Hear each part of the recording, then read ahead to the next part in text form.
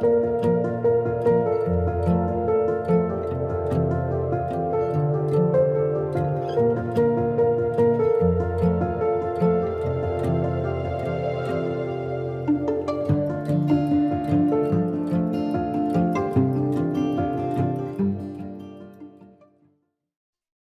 know how we fangirl all the natives, that the Native American leaders and all that fangirl her. Did you guys realize that? You heard from Dr. Felix yesterday, the beginnings, early beginnings of PACOS, and I believe Jenny was there, right? So you'll see later when you hear from Yogi, when you hear from Anne, they all went a little bit different paths, although the beginning was the same. They started in a small group. And this woman went to the world. So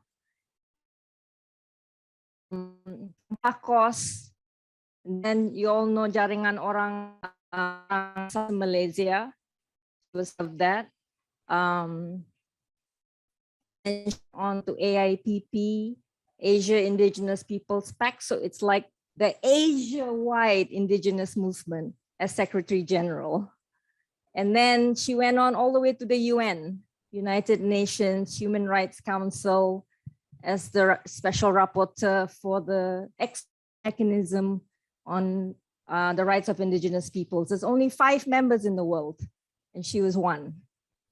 When you in the global indigenous movement, I've been on the sides of that watching. She's so well respected, and she decided to come home.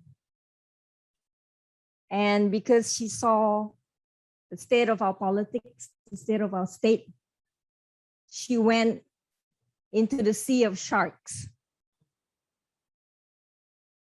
because she felt it was necessary for change, to bring an indigenous voice into the political system.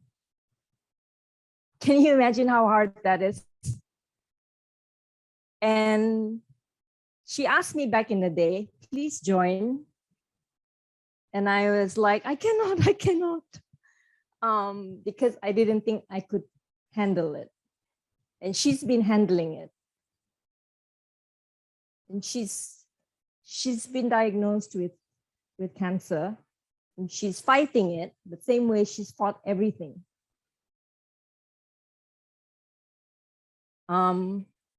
We stand with you, Jenny. She was in Bercy 2.0, 3.0, 4.0. She was charged. Yeah, she had to have a legal case. She's banned from going to Sarawak. I mean, this woman is a rock star in the real sense of a rock star. So it's with great privilege that we have her with us today. Thank you, Jenny. Over to you. Okay, so I will start maybe. I see that the PowerPoint is there. Sorry, after all this going into politics, I'm no longer savvy in looking for my photos and so on. So I spent the morning trying to look for photos, but I couldn't. So if Noel can project, no problem. I only have about 10 slides, but more stories lah. Bila saya mula kan, bila saya mula dulu masuk, so I was given this title about what an organized community look like, bagaimana bayangan kita untuk community yang sudah dibangun ya. Dan bagi saya, bila saya ingat lagi lah awal-awal tahun 80-an, 1984, saya mula berinteraksi dengan community dan masuk pergi ke kampung-kampung. Ini semasa kemuncak pembelakan lah, dan saya telah melihat banyak community merasa hilang arah dan mereka marah kerana syarikat-syarikat yang telah memasuki kampung mereka dan mula membina jalan raya, dan akibat itu kita nampak sungai itu tercemar dan tidak telah memberi akses ya, akses kepada pembalak-pembalak ini. Oke ya, dengan sharing ini. Is that okay, Noel? You can put it in. Anyway, I just continue to tell the story lah. No picture from me. So the picture was that the community was just lost. Dia hirang arah, dia marah-marah lah, tapi tidak boleh buat sesuatu. Pembalak datang, dia nampak hutan-hutan yang mereka dulu sayang, mereka memang sayang, telah gundul lah orang Melayu, ini Sabah cakap, dan sungai mereka tercemar, dan juga diorang punya ini hasil ataupun semua yang di hutan mereka itulah seperti babi hutan dan kijang macam itu, pemburu yang dari luar yang masuk. Diorang ada senapang yang senapang-senapang dan juga macam ada lampu dengan spotlight itu kan, jadi senanglah kena ambil tuh. Dan semakin di kampung itu kuranglah nampak kebanyakan perempuan yang kena buat kerja sebab ramai lelaki keluar pergi bandar kadang-kadang tiap hari sebab ada sudah jalan pembalakan. Tapi pada masa yang sama, itulah saya bilang community confused. Mereka ditawarkan dengan kerja untuk kerja misalnya di pembalakan. Later on when oil palm plantation comes in, mereka juga kerja di sana dan mereka boleh ikut di belakang truk itu. Usually the logging company come in dan mereka akan minta naik dan free lah pergi ke bandar. Bila dapat kerja, mereka banyak dapat wang tunai lah.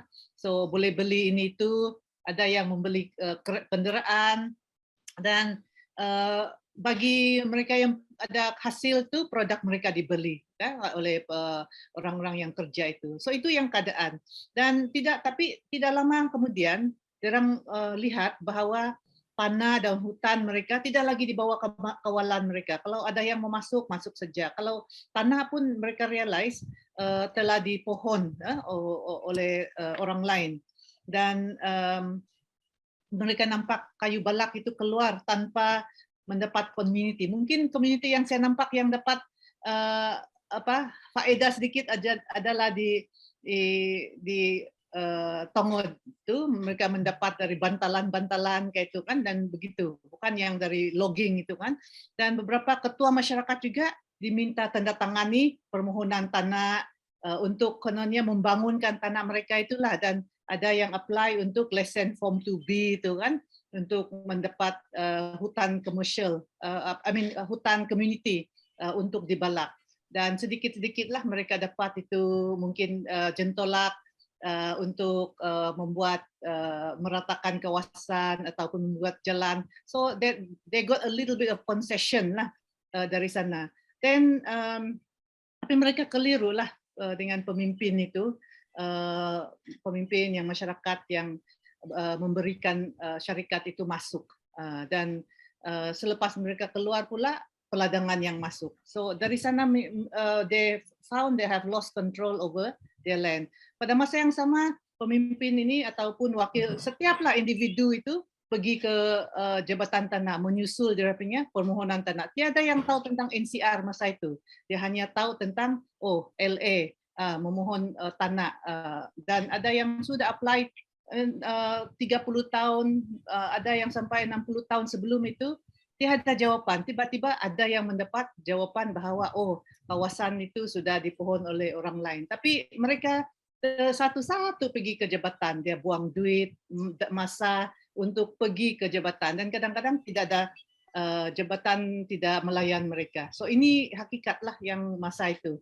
Dan dari segi infrastruktur kampung, ya, ketua kampung dan MPKK lah masa itu menulis surat dengan sopan lah, ada yang menulis surat seperti itu kepada wakil rakyat, meminta lah bekalan air gravity sebab mereka tiada bekalan itu, ataupun sungai sudah rosak, dia mau membaiki jalan, mendapat subsidi untuk pertanian, ataupun mendapat bekalan ubat lah kepada mereka yang tidak dapat keluar.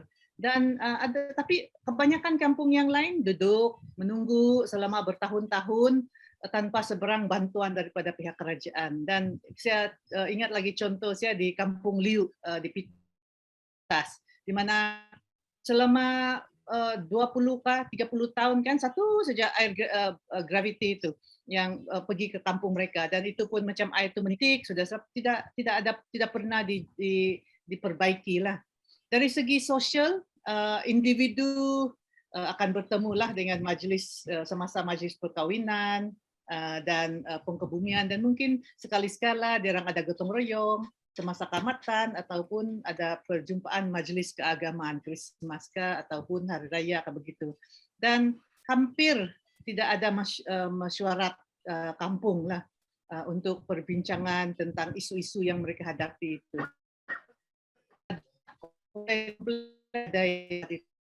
Wanita pun kalau ada meeting, dia diam-diam lah di belakang tu, dan kalau ada apa-apa pun kadang-kadang dia yang menjaga anak ataupun menyediakan makanan semasa lelaki ada minum-minum lah begitu. Dan kita nampak bahawa kalau kita lihat yang youths kan, dia main takraw, main football, volleyball begitu. Maksud dia semua dia orang bekerja sendirian lah. Yeah, so this is the story.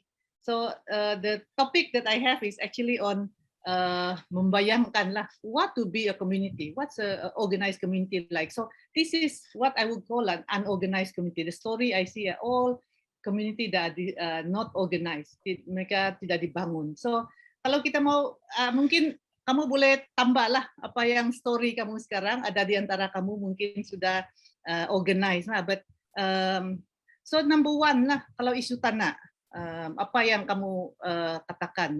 Maybe you can use. Because ini tiada pula apa itu? We cannot just chat pula ini. Okay, so maybe question answer later on lah. But basically bagi saya dari segi isu tanah ini, kalau you want organized community, biasanya tanah ataupun mana-mana isu lah, tapi tanah yang paling penting lah untuk orang asal. So memahami isu itu. Kalau satu community itu sudah melalui satu proses membangun masyarakat, artinya mereka dapat memahami isu dan dapat bertindak dengan satu hati dan tenaga yang padu. Ya, so it's not individually going satu persatu pergi jabatan tanah ataupun berjumpa yang membuang tenaga, masa, duit yang saya katakan tadi. Kedua, dari segi infrastruktur dan keperluan asas ini, saya nampak community yang bangun sudah dibangun itu mampu mencari agensi ataupun jabatan kerajaan yang harus melaksanakan tanggung jawab yang dengan hemat. This is not easy, you know. I remember bila kami kerja dengan di Penampang, Empangan Babagon. Salah apa ini jabatan, tidak tahu pun pergi mana jabatan yang sesuai kan atau yang betul. So these are all important. Jadi kalau kau sudah satu community yang sudah melalui membangun masyarakat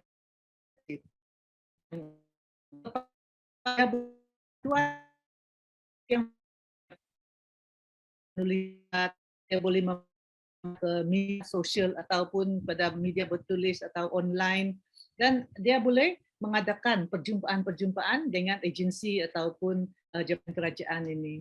Dia juga mampu cari dana alternatif dan yang boleh NGO seperti lah Forever Sabah, LIP, Pakos, you know, many other NGOs yang ada yang boleh membantu mereka lah mencari dana alternatif, dan juga mampu mengarahkan community untuk membuat sesuatu lah. Apa yang boleh mereka buat lah, bukan menunggu saja macam contoh saya nampak kebanyakan kampung sebelum inilah tunggu siapa yang kasih duit atau kerajaan 10 tahun 20 tahun, itu pun boleh jadi. Itu as I said, what happened to Liu Pitas. Next. So Noel, next slide please. Okay, so dari segi perhubungan sosial dan perhimpunan tu saya sudah cakap tadi. So it's very important. Kita sesuatu community yang sudah dibangun itu, dia akan berkomitmen untuk menguatkan hubungan sosial dia. Bukan lagi macam di luar saja, wanita di luar kan tinggal saja di sana atau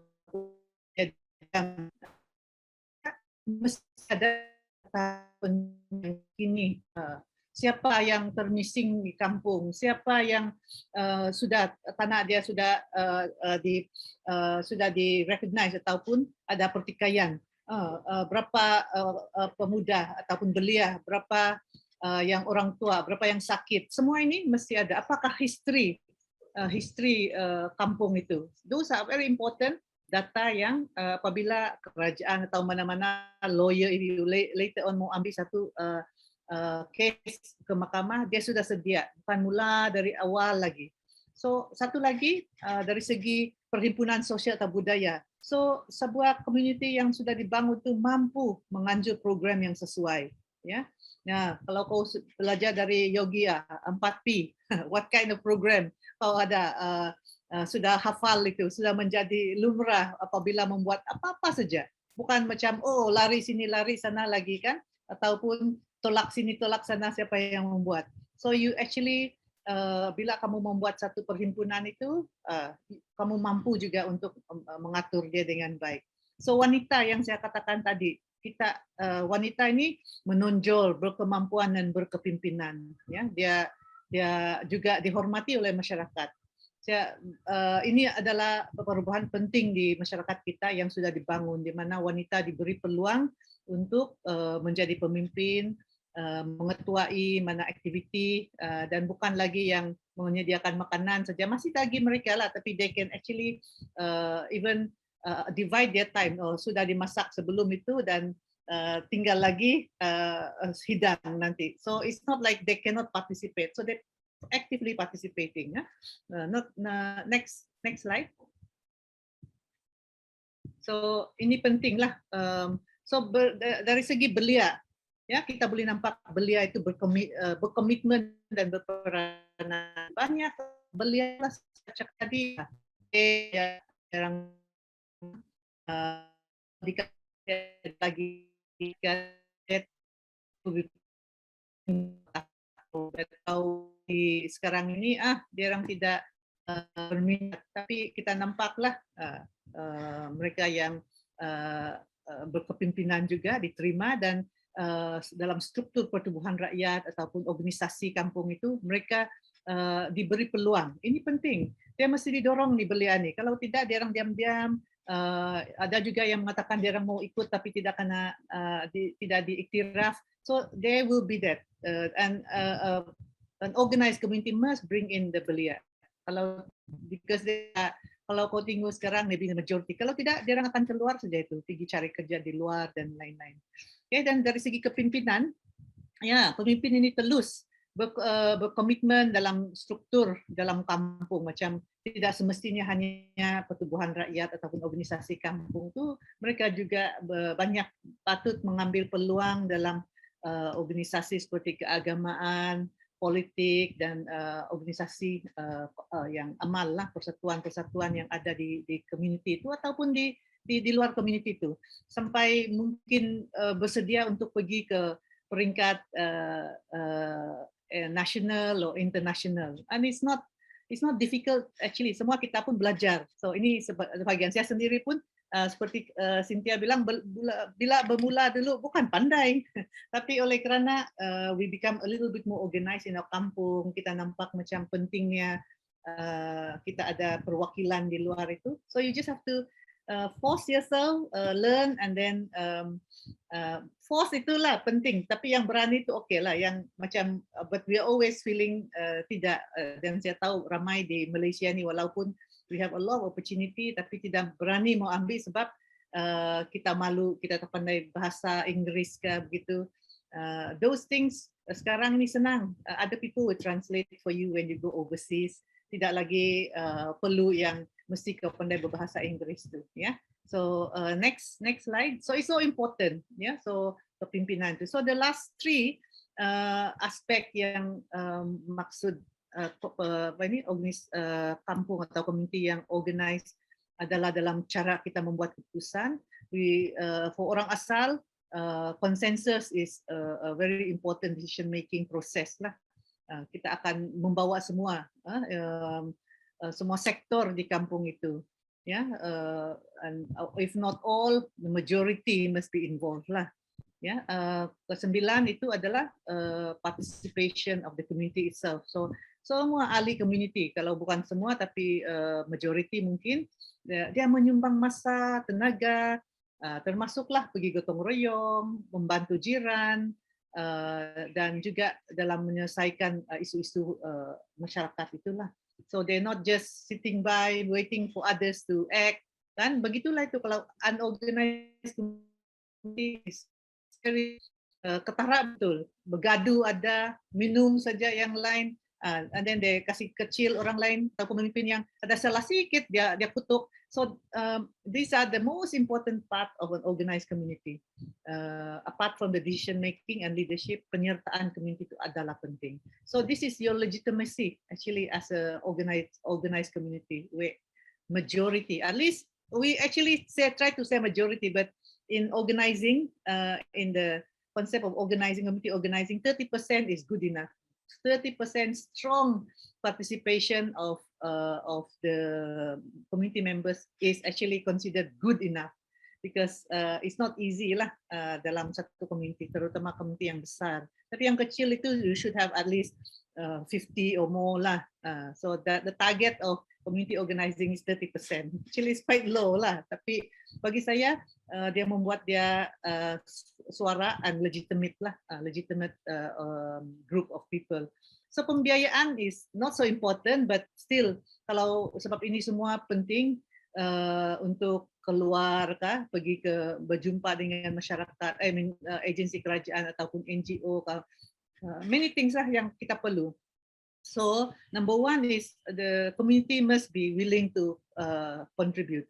Tengok in the beginning tiada yang kasih duit, itulah saya ingat lagi the leadership di sana, dia bilang it's so important that from the very beginning community must already make commitment. Jangan macam mau habis sudah itu podcast mau menang, oh baru macam pandai-pandai mau menyumbang.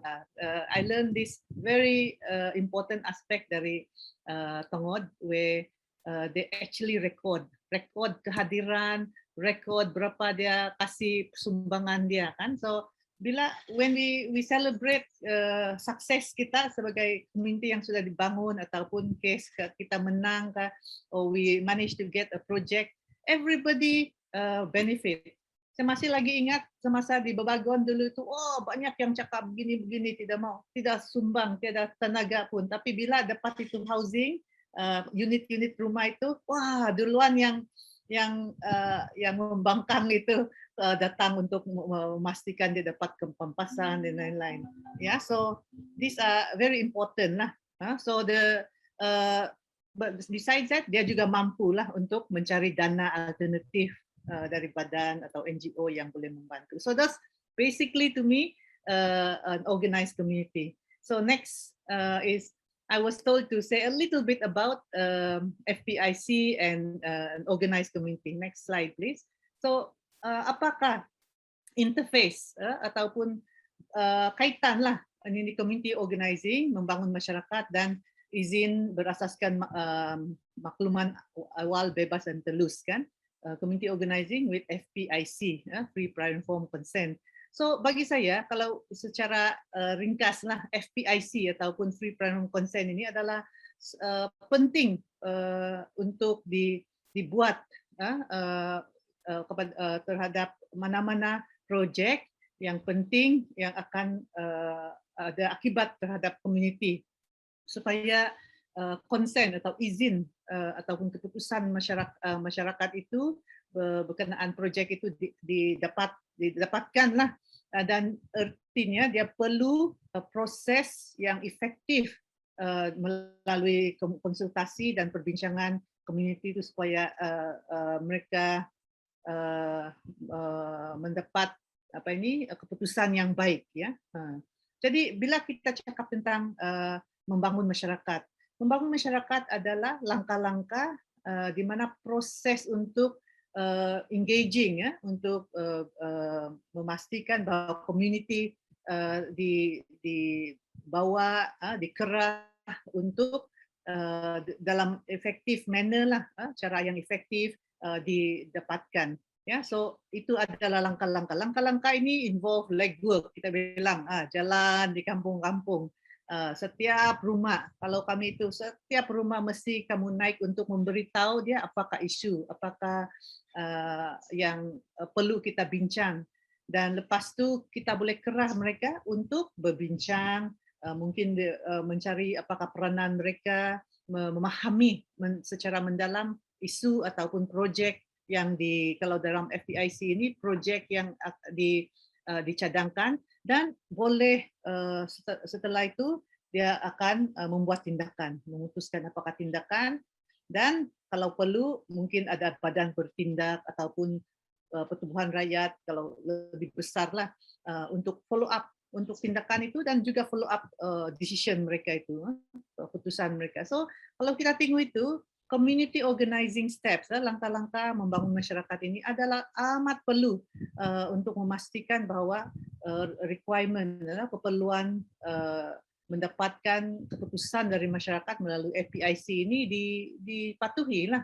So ini secara ringkas apa yang saya dapati lah ataupun sharing saya untuk hari ini. Kita mungkin ada masa untuk sharing ataupun soalan. Terima kasih. Selamat pagi YB Jenny. Nama saya Najib. Saya dari Project Ramsar Community Initiative. Jadi saya punya soalan ringkas saja. Kalau saya paham mengenai cara-cara untuk memperkasakan golongan wanita, macam di Kopel, ada cara macam mana. Dan di Forever Sabah sendiri ada juga cara macam mana mau empower golongan wanita. Jadi kalau saya mau dengar sendirilah macam mana pendapat ataupun pengalaman Wan Jenny, macam mana untuk melibatkan lebih ramai golongan wanita dalam community organizing ataupun terlibat dalam perjuangan di kampung lah begitu. Sebab macam di kampung saya ada juga golongan wanita yang terlibat tapi tidak ramai. Begitu juga di kampung-kampung lain di sekitar kawasan Tanah Lembap, Kinabatangan, Segama. Ya itu saja. Terima kasih. Terima kasih Najib dan Tania atas kerja kamu di Ramsar. Saya masih lagi rindulah mau pergi sana lagi. Ada peluang dulu bila membuat itu program FPIC itulah. So ada beberapa lah pengalaman saya at the very local level and juga more regional lah. Satu itu adalah pentingnya untuk pastikan penglibatan wanita ini. Kadang-kadang mereka seganlah ikut dalam meeting yang besar, ya, terutama yang community yang masih lagi tidak begitu memandang kebolehan wanita itu. So you need to have a separate meeting lah, meeting ataupun activity yang berlainan daripada lelaki lah dalam awal-awal dia. So it's firstly important lah untuk membuat itu. Of course latihan dan mentoring wanita itu penting lah. Kalau kita ada leaders yang ada kebolehan, kita mula dari sana. Dan lepas tu dia boleh mengerah wanita-wanita yang lain. Tanpa kepimpinan wanita, saya rasa susah lah. Kita mesti cari wanita yang boleh membawa, ya, dari sana itu. Pemimpin lelaki itu okey juga, tapi dia lupa lah saya rasa untuk memberi peluang ataupun mendorong wanita itu mau you have to push them a bit lah wanita ini. Bukan sebab dia tidak pandai tapi dia segan. Sebab ini what we call the discrimination terhadap wanita sudah terlalu lama lah kan. Jadi di Sabah ini actually we are better because we have always been lebih terbuka kepada wanita. Tapi ada community yang misalnya even haid ini kan menjadi sesuatu yang masalah bah. So now we're talking about kemiskinan haid. It's not just about miskin tapi juga pemikiran yang miskin itu tentang haid pun susah. Mau ikut pergi laut itu tidak boleh sebab bila dia ada haid. So all these things actually small things tapi dia adalah sesuatu yang penting untuk wanita. Kedua itu adalah yang ketiga adalah kita mesti sediakan lah facility untuk wanita supaya dia boleh ikut. Kalau boleh husband dia datang juga dan dia yang jaga anak. We started doing that, I know, in Pakos and Jos and many other, maybe Forever Sabah also doing that, so that kalau dia ada anak kecil, it doesn't stop them from participating lah. Dan mungkin you can even have tempat yang berlainan untuk wanita. Mesti semualah facility ataupun bantuan untuk menggalakkan penglibatan wanita itu penting. So lepas tu you have to actually make quota bagi saya dalam semua. Mungkin we start doing that even in our pertubuhan rakyat. Kalau terlalu banyak kan, we must have 30% women ke atau 50% women. Penglibatan itu kalau macam we adopt policy lah, macam JOS ataupun AIPP, dia adopt policy sudah. Kalau wanita itu, kalau ada penglibatan, ada dua misalnya slot, satu lelaki, satu perempuan. Semua ini mesti ada kuota. Saya believe in kuota, bukan sebab saya mau discriminate lelaki ke apa, tapi dalam hal-hal yang penting, di mana suara wanita itu penting, dan diskriminasi masih lagi kuat, you have to impose kuota lah. Ini pendapat saya. Dan selain daripada itu, memang wanita digalakkan untuk menyediakan program dia sendiri lah dan diberi dana. Oh, this a conscious effort daripada organisasi dan masyarakat untuk memastikan wanita itu diiktiraf, ya. So latihan untuk wanita ini penting lah. Then we have to change the mindset about what leaders are lah. Bagi saya ramai yang masih melihat wanita sebagai emotional, apalagi macam kalau kalau dia kebanyakan lelaki lah. So wanita, kepimpinan wanita itu mesti dianggap sebagai it's a right, not something like okay, merit, we only see this and then we only see the concept of leadership dari pandangan lelaki saja. So it's not about when we say, when there are things yang kekuatan wanita ini, give more to women kalau boleh lah.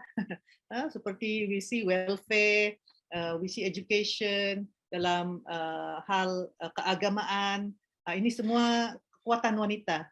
Nothing wrong with more women there lah. So we recognize also the strength of women and juga tapi we don't discriminate di aspek yang ataupun di dalam sektor yang bukan kebiasaan, misalnya dalam membuat keputusan tentang tanah, ya ini semua mungkin lelaki yang biasa, atau dalam dari segi politik, dia ingat ini semua lelaki. So but try to have more women going for this lah. Itu pandangan saya dari segi memperkasakan wanita. Terima kasih. Ini soalan yang pendek. So mengikut pengalaman YB, kamu rasa apakah cabaran ataupun kelebihan utama buat CEO di konteks Sabah secara umum lah? Ya, saya rasa ya memang terlampau banyak budaya akan urut rumus semua. Tapi secara umum, kamu rasa apakah cabaran utama dan kelebihan utama lah di konteks Sabah? Ya. Terima kasih. Oke, terima kasih Derek. Soalan yang bagus. Kalau kita tahu tentang membangun masyarakat ataupun community organizing, ya, the steps taken that's needed for community organizing. Saya seorang pembangun masyarakat selama dan trainer lah. So very important. Cabaran dia utama adalah ramai orang tidak yang pembangun masyarakat ini, nomor satu adalah tidak tahan hati lah. It's very tough for people to be community organizers. Dia biasanya diterima dan dilihat oleh pemimpin ataupun community itu sebagai seorang yang akan buat kerja semua. Ya, tapi actually pembangun masyarakat is not a leader. They are a facilitator untuk membuat sesuatu. So my understanding, the biggest challenge is after you finish your community organizing training or even the community is involved, dia ingat pembangun masyarakat itu yang akan buat semua. Jadi dia tertekan dan community lupa bahwa mereka yang membuat pemimpin dan ahli pemimpin itu, masyarakat itu memberi tanggung jawab dan komitmen, dan membangun masyarakat itu hanya di sana untuk facilitate ataupun memastikan pengerahan itu berjalan baik dan community itu akan membuat meeting. Tapi dia dijadikan leader instead of community organizer. Number one issue ataupun cabaran kita dalam membangun masyarakat. So community itu sendiri mesti paham dan menerima langkah-langkah itu adalah sesuatu yang penting dan tanggung jawab mereka. Jangan ingat yang satu kali kita ada organisasi sudah, ataupun ada you finish your organizing and you have your badan bertindak ataupun pertubuhan rakyat atau organisasi kampung itu begitu saja, then they don't continue to do the work that they have. The commitment for community organizing is a lifetime. Yeah, that's why for PAKOS, for example, is membangun masyarakat for life. You continue to support. Yeah? So it's not just one issue, but it must be applied to all issues. Whether seperti kita dengar tadi, FPIC, we want to do it. It's a commitment ataupun satu langkah yang harus kita buat untuk semua, jangan untuk satu project atau satu activity saja. So it's not an easy task lah, community organizing. You want to involve community and mesti ada yang bergerak, mengerah dalam to make the langkah-langkah itu berjaya ataupun sesuatu, dia mesti melakukan sebaik-baiknya semua langkah-langkah itulah. Dan it's also recognized lah. Unfortunately, community organizing is not a course. In many countries like Philippines, it's already a course lah. So dia menjadi sesuatu yang pembelajaran. So it becomes like sesuatu yang diterima, satu praktis yang diterima di banyak negara. Tapi di tempat kita ini, kita mula dengan kita punya institute lah, itu sudah bagus yang the Forever Sabah Institute has adopted it, PAKOS has adopted it. You have a lot of books yang tanda tulis besar itu. So it's something that community akan terima sebagai satu praktis yang penting lah. Ya, itu sedikit pemikiran lah. Thank you.